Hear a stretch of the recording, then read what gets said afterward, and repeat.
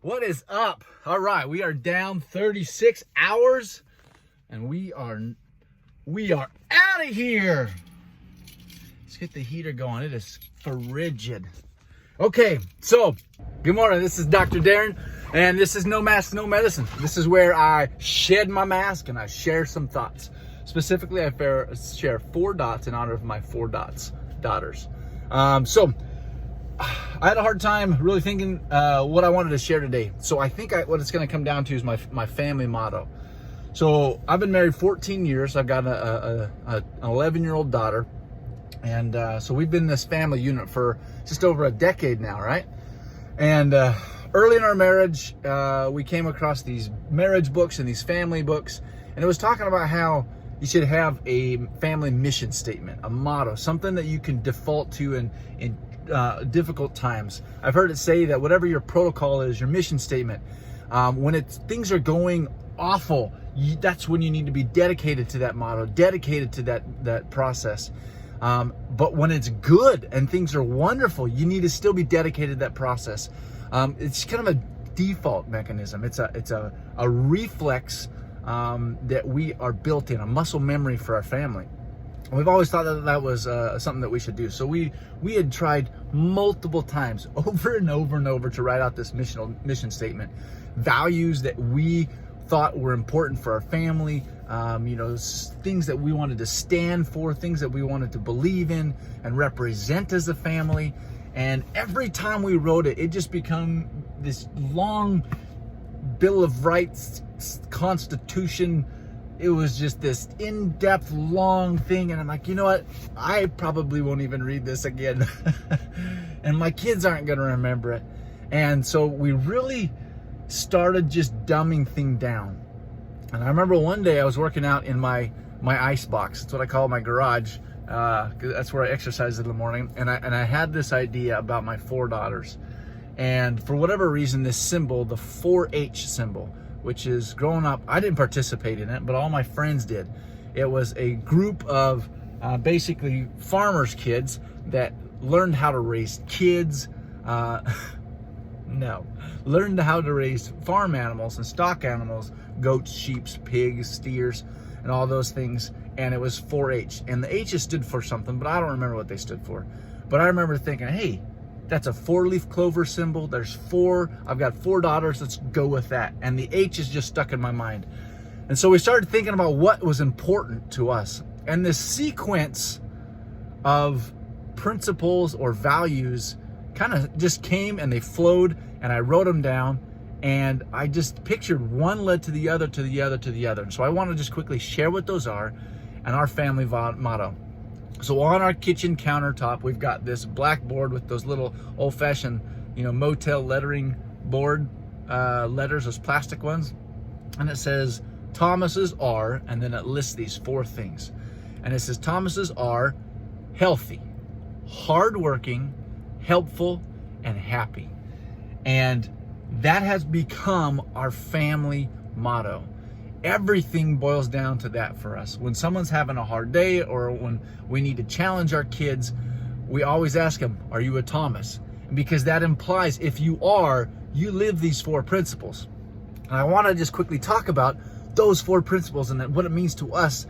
And I wanted to share that with you so that maybe you get some motivation and you find some inspiration and get some just some gumption under your belt to get the stuff done what you want to do. So first is Thomas's. You replace that with your name or your family's name, are healthy. Okay. As a physician, I have an extreme amount of exposure to people that are just dealt junky hands in life. And it has nothing to do with their dedication, with their early morning routine, or their diet. Okay. I'm not talking about you're healthy, you're that pristine model or that book cover or that Hollywood version of healthy. Healthy is that you are striving to be healthy, that you are striving to improve things in your life regarding to your health. And health does not necessarily have anything to do with just physical health. It's spiritual health, mental health, emotional health, social and community health. It is you are healthy, you are a well-rounded individual. And the most important thing that we share with our kids is that we live the 1% principle. Now, that is an amazing story that I find so much power in. So the 1% principle is a principle, and it's best explained by the England cycling team. So up before 2003, the cycling team had never won a Tour de France. In over 100 years, they were a terrible team.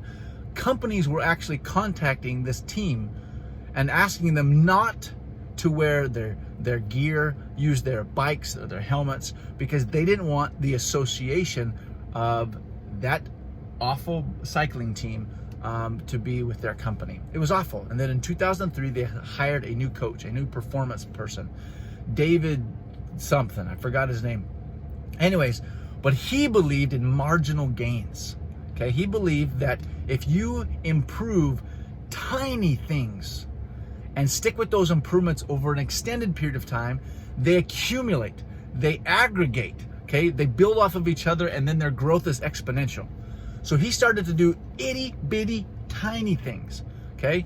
You would think maybe like these huge things, like they would fire, completely start from ground zero. They would only use the cream of the crop bicycles. They would buy the biggest membership. They would hire the biggest nutritionist. No, they did 1% marginal improvements. So they would invite a surgeon, and they invited a surgeon to come out and teach them how to properly wash their hand and have hand hygiene, so that they would have a less chance of transmitting and receiving infections, which would result in less training time and less performance.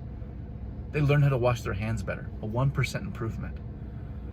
They figured out that even though it was colder, they went from wearing their outdoor gear to their indoor cycling gear because it was thinner and it was lighter.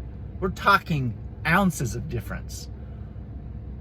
They found different mechanisms of pedaling, 1% marginal gains over and over, and before you know it, within 5 years, they won the Tour de France, and they won it 4 years, I believe, straight after that. That principle holds true to our health. We cannot expect to become healthy, spiritual, mental, community, physical, whatever, instantaneously. Our bodies are not built like that. We do not change like that. We do not grow muscle, lose fat, create knowledge, become whatever, positive thinking, grateful, immediately and in large gains. It has to be 1%. So I encourage people, whatever it is that you want to improve, do it, follow the 1% principle. Okay, believe that you are healthy, that you can be healthy. This mantra follows the belief that Mahatma Gandhi would always share, that a thought led to words, and words led to actions, and the actions, led to beliefs, and beliefs led to destiny. I think I'm missing one in there, but that principle that our thoughts and repeated words, those mantras, they have a powerful, booming, bolstering effect on us. Okay, so Thomases, insert your name, are healthy. That's step one. Now, because they are healthy, because we are focused on being our best self, okay, and improve us on an everyday, day-to-day basis, we can be hardworking, okay? We can be physically hardworking. We can provide for ourselves, we can provide for our family, and most importantly, we'll get to the latter thing, we can provide for others. It is important that we are hardworking because we live in a world that we have to work hard. Work is an eternal principle, whether you're religious or not. How you get food in the cupboard is work. How you put clothes on, how you be able to pay for your auto insurance, how you are able to teach and educate yourself and your family is through hard work. It's been said, right, that the harder you work, the luckier you are. I wanted to share an experience with that real quick. When I was applying into medical school, right, I was told, I don't think anybody in high school told me that I couldn't become something, but I definitely was told I couldn't be a doctor in college.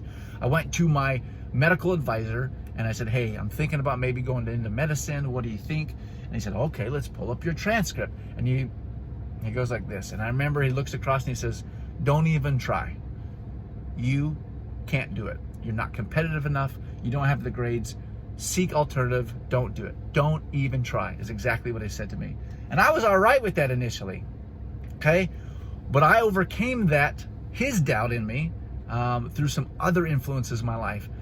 And I eventually got accepted into a master's program that was associated with medical school. And I had this thought. I knew that the interview for medical school was done by one of the physicians and one regular staff. Just one physician and one staff. Throughout that entire master's program, I decided that I was going to get to know every single staff member in that building, with the hopes that if I was going to get interviewed again, that I would sit across somebody that I had developed a relationship, who knew me and knew my value and knew that I could do it, and I was determined. So for the entire year, I would go to school early, and I would go and I would get to know people. I would ask them questions. I would be inquisitive. I would give compliments. I would try to figure out who these people were, because I wanted them to see who I was, because this was my livelihood. I wanted to become a doctor, and people didn't believe in me, but I did, and I had to do it. This is the only chance, because I didn't have the grades. I didn't have the normal standards, and I didn't fit the mold of a typical medical acceptance student. Okay? And I did that with the physicians. I got to know them. I worked hard. I showed that I could do it. I competed. I got good, hard, solid grades, many of which were better than the medical students. And guess what happened? The harder I worked, the luckier I got. Over that course of the year, I got to know the janitors, the staffing, the front desk clerks, the backdoor desk clerks, the lab assistants, the security officers, everybody. Okay? And when I walked in to my room to get interviewed for my acceptance, it was a physician that I had gotten very close with. And it was this random backdoor secretary to this physician who was never ever there. And I walked in, and instantly the sense of relief was, because I knew that at least I was going to be given the best shot possible. I had worked hard. I'd put myself in a position that when I entered that room and saw those people, that I was going to have the best chance possible. And they had the biggest grin on their face when they walked in. And I had a big grin because we were friends. Over that year, we had established a close friendship. And we were able to talk and interview openly and honestly. And they didn't ask these superficial questions because they didn't need to. They knew who I was, because I had invested in our relationship. I had invested in my future. So please, when you're healthy and you focus on yourself, you are able to work harder. And the harder you work, the luckier you can be. Okay, next, point number 3 is going to be healthy, hardworking, helpful. Okay, when we are healthy and we focus on ourselves, we can work hard to put ourselves in position to be healthy. When we are healthy and hardworking, we can help others, right? When we're in an airplane, right? What do they say if there's turbulence and the mask drops down? You got to put the mask on yourself first. You got to be healthy. You got to be hardworking. You got to put yourself in a position, because then you can now help others. Okay, when we put ourselves in that position. Okay, I've heard recently that hero means strength for two. It means courage and heart for two. It's someone that is capable enough to take care of themselves and another. Okay, so when we are healthy and hardworking, we can help other people. Okay, whether you're religious or not, I love the story of the Good Samaritan. Okay. And if you dive deeper in that story, you have these other people that pass. We don't know why they pass, and I'm not going to judge them. But we do know that the Good Samaritan, he had the skill set. Okay? He stopped. And he was strong enough to lift a human body onto a donkey. He had the knowledge that probably resulted from many years of hard work of how to care for wounds. He was the original ambulance driver, right? They didn't have cars, but they had donkeys, and he responded, and he lifted that person on that donkey, and he took care of that person. And he also had the financial means to pay that innkeeper for the continued food, lodging, and care for that individual. That person, that Samaritan, took the time to be healthy in his own right. He was hardworking. He was physically capable. He was emotionally capable. He was caring. He was kind. He was knowledgeable. Dude was the bomb. okay? So it is important in my family that we are healthy, we are healthy, hardworking, so that we are better tools, okay? So the FAST Foundation, this foundation that I started, right? The whole principle is that you're never too busy to help another, not even during a race, not in life, not in during a race, okay? If we build ourselves, let me make this comparison, right? If you have two people, there is an awful disaster, right? And there's people that are injured and need help throughout this region, okay? And you've got two people, a person that is not healthy, does not have a principle of hard work, he's not physically ready, he's not emotionally strong to help other people. And then you've got someone who dedicates themselves to improvement, self-mastery, and they are physically working on their strength, their endurance, their capabilities. Which two of those people are going to be able to reach more people? Throughout the course of a day, which person is going to work harder, longer, faster, and ultimately help more people? I want to be that person. I want to be the person that is healthy and hardworking and is able to help and reach and get to more people. So that's why those first two steps are so important, because it builds a foundation that I can get to someone else better. Last is happy. Basically, that's an equal sign. We are happy. I believe that building on ourselves, being humble, being healthy, being hardworking allows us to have this core that matters nothing unless we're helping other people. And if we're helping other people, I honestly, in my own life, that is when I feel the happiest and the most fulfilled. And again, happiness is not immediate gratification. It is joy. It is purpose. It is meaningful time. It is life spent helping others, improving our community, our family. That is a long rant. Those are my 4 thoughts for my 4 dots. I hope you got something out of it. It was a long one. I'm gonna load this up, but I hope you have a great one, guys. I honestly believe in you. Remember, you won the first race you ever ran or swam. Okay. You guys are awesome. Live the 1% rule. Work hard so you're gonna get lucky. Help others with your capabilities, the things that you have worked hard for. And 4th, be happy, okay? A phrase that I came up with a long time is be humble from where you came from, be happy where you are, and be hungry for where you're going. I wish you the best. Gotta go. Knuckles, noggin, butterfly kisses, squibbing.